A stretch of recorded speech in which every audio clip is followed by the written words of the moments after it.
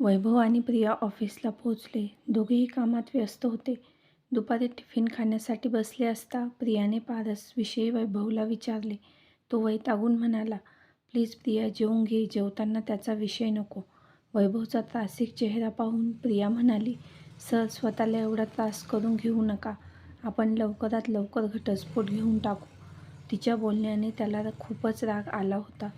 तो म्हणाला, काय आहे ग तुझं?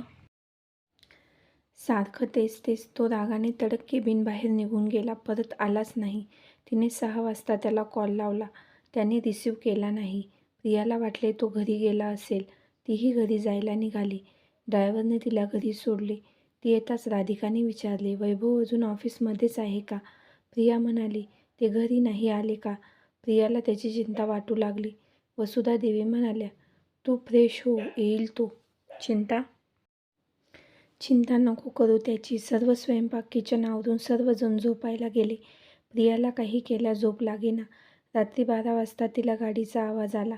तिने खिडकीतून पाहिले तर वैभवची गाडी होती. वैभव गाडीतून बाहेर आला. तो जिन्यावरून वरती झपझप गेला. त्याच्या दारात पाय अडखळला तसा त्याचा तोल गेला. प्रियाने त्याला सावरले. तिच्या लक्षात आले होते की त्याने ड्रिंक केली. तिने त्याला बेडवर झोपवले. त्याचे शूज काढले. त्याच्यावर पांघरूण घालत होती तसा त्याने त्याचा हात धरून तिला स्वतःकडे खेचले. ती त्याच्या छातीवर आदळली. तो तिला मिठीत घेऊन म्हणत होता, प्लीज मला सोडून जाऊ नको. मी नाही जगू शकत तुझ्याशिवाय. तिला स्वतःला सोडून घेण्याचा निष्फळ प्रयत्न करत होती. पण त्याच्या मजबूत बाहूंमधून तिला हलताही येत नव्हते. तो झोपी जाण्याची ती वाट पाहू लागली. त्याला झोप लागली की ती उठणार होती. पण वैभव काही केल्या तिला सोडेना. मी खूप प्रेम करतो. मला सोडून जाऊ नको. असंच काही बाई तो बदलत होता.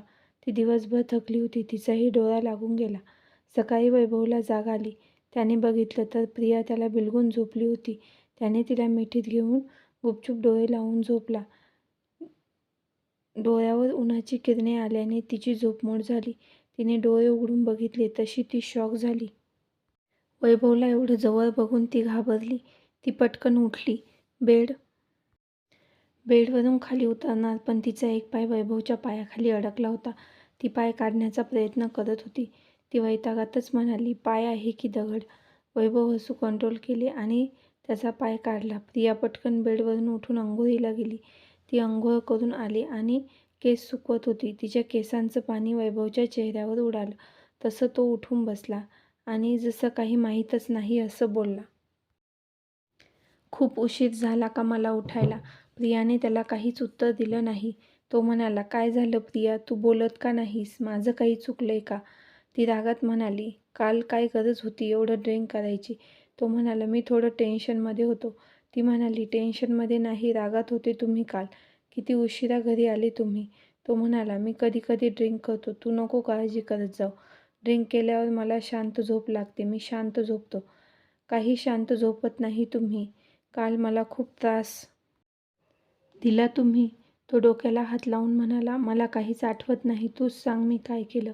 रात्री त्याने तिला मिठीत घेतलं होतं हे तिला आठवलं आणि तिला आता सांगायची लाज वाटू लागली. ती चुळबुळ करायला लागली. तिला असं पाहून वैभवला हसू आले. तो परत म्हणाला, सांग ना प्रिया. ती म्हणाली, तुम्ही रूममध्ये खूप सामान अस्ताव्यस्त केलं होतं. मला ते आवरत बसावं लागलं. प्लीज मी आहे तोपर्यंत ड्रिंक करू नका. तो मनात म्हणाला, खूपच स्मार्ट आहे माझी बायको. तो म्हणाला, ओके. तो परत डोकं धरून खाली बसला. ती म्हणाली, मी तुम्हाला चहा घेऊन येते. तो म्हणाला, निंबू पाणी दे मला. ती निंबू पाणी आणायला खाली निघून गेली. तो निंबू पाणी घेऊन जिममध्ये निघून गेला.